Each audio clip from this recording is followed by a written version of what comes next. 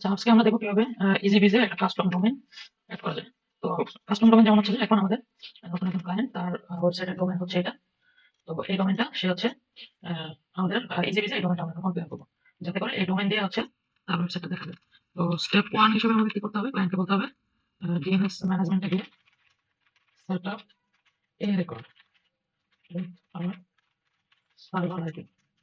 আমাদের যে server IP আছে সেই আইপিটা সহকারে ডিএনএস ম্যানেজমেন্টে যে ডোমেইনের ডিএনএস ম্যানেজমেন্টে যায় একটা এ রেকর্ড সেট করতে হবে। তো এটা কিভাবে করা যায় এটা আমরা ডিএনএস ম্যানেজমেন্ট নিয়ে আমি বিস্তারিত পরে আবার দেখাবো। তো আপাতত আমাদের সার্ভার হচ্ছে এটা। তো এই স্টেপ অন ডিএনএস ম্যানেজমেন্টে যে রেকর্ড ক্রিয়েট করা এটা যদি ডোমেইনটা যদি ক্লায়েন্টের কাছে কন্ট্রোলে থাকে, যে ডোমেইন ম্যানেজমেন্ট ক্লায়েন্টের কাছে, তখন ক্লায়েন্টকে বলতে হবে যে আপনি এটা করে দেন, বাকি কনফিগারেশন আমাদের কাছে। আর যদি ডোমেইনটা আমাদের কাছে থাকে তাহলে হচ্ছে তো এটা আমাদের করতে হবে। তো স্টেপ 2 তে হচ্ছে যে আমি প্রথমে সার্ভার লগইন করলাম। লগইন করার পরে আমি চলে যাব এই সি nginx সার্চ এনাবল্ড এই ফোল্ডারের মধ্যে আসলাম। এই ফোল্ডারে যদি আসি এখানে আমাদের অলরেডি একটা কাস্টম ডোমেইন কনফিগার করা আছে যে craftandtrace.com.cn। তো প্রত্যেকটা যখনই আমরা নতুন একটা কাস্টম ডোমেইন আমরা এড করবো তখনই আমাদের এরকম একটা ফাইল বানাইতে হবে। এগুলো হচ্ছে nginx এর কনফিগারেশন ফাইল। তো আমি এই যে craft and trace ফাইলটা কপি করে একটা ফাইল বানাচ্ছি, sudo cp craft and trace। তারপর এটা হচ্ছে আমার এই ডোমেইনটা হচ্ছে iml.solutions। ঠিক আছে, তো এই ইয়ার নামে আমি একটা আচ্ছা sudo cp craft and trace তারপর iml.solutions solutions.cnf।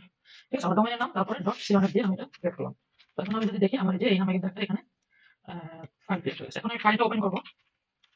ফাইলটা ওপেন করে sudo vi iml এখানে আমাকে আপডেট করতে হবে। প্রথমে হচ্ছে মানে আমাদের এখানে জাস্ট একটা জিনিস আপডেট করতে হবে, সেটা হচ্ছে এই যে ডোমেইনটা। ঠিক আছে, প্রথমে সার্ভার নামে যে ডোমেইনটা আছে সেখানে দিয়ে আমাদের যে কারেন্ট ডোমেইনটা আছে সেটা আপডেট করতে হবে। iml.solution এখানে www.domain নাম iml.solutions। ডোমেইনের নামটা একটু খেয়াল করে দিতে হবে, এটা ক্লায়েন্টের কাছ থেকে বুঝে নিতে অল্প পারলে যেন কোনো ভুল না হয়। ঠিক আছে, iml.solutions। আচ্ছা, প্রথমে ডোমেইনে তারপর www অ্যাড করে একটা ডোমেইন। ঠিক আছে, তারপরে এটা আমি সেভ করলাম। সেভ করে আমি একটা চেক দিব nginx এর আমার কনফিগারেশন ঠিক আছে কিনা। sudo nginx -t দিলে আমার যদি টেস্ট সাকসেসফুল আসে তখন আমার কনফিগারেশনটা ঠিক আছে, কোনো ভুল নাই। তারপর আমি এখন nginx সার্ভারটা রিস্টার্ট করব, সিস্টেম রিস্টার্ট nginx। আচ্ছা, তো আমাদের এই nginx কনফিগারেশনটা হয়ে গেছে। এখন স্টেপ 2 হচ্ছে nginx কনফিগারেশন।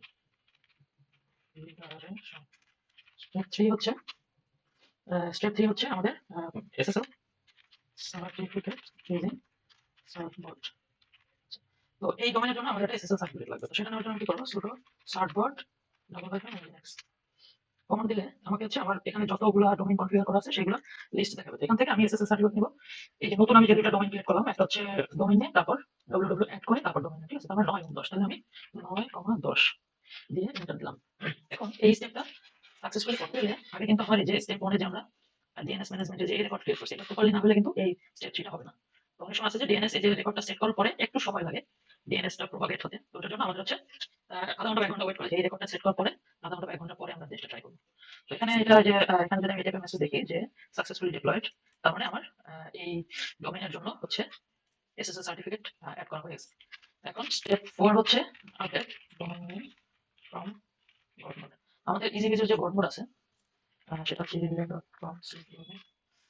তো এখান থেকে আমরা সব বিজনেস গুলো ম্যানেজ করতে পারি। তো ওখানে যে আমার হচ্ছে ডোমেইন নেমটা আপডেট করে দিতে হবে।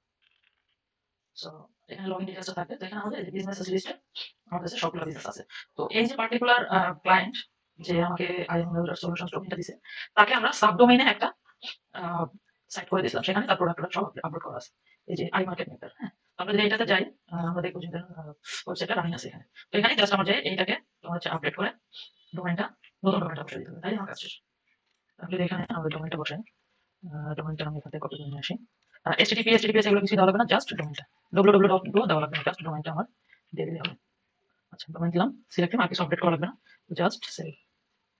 আচ্ছা, তো দিলে আমার হচ্ছে এই ডোমেইনটা এখন আর আমার পাবে না, ডোমেইনটা পাওয়ার কথা না, আমার নতুন ডোমেইনটা পাই যাবে। ঠিক আছে, আমার নতুন ডোমেইনটা এখানে চলে আসলো।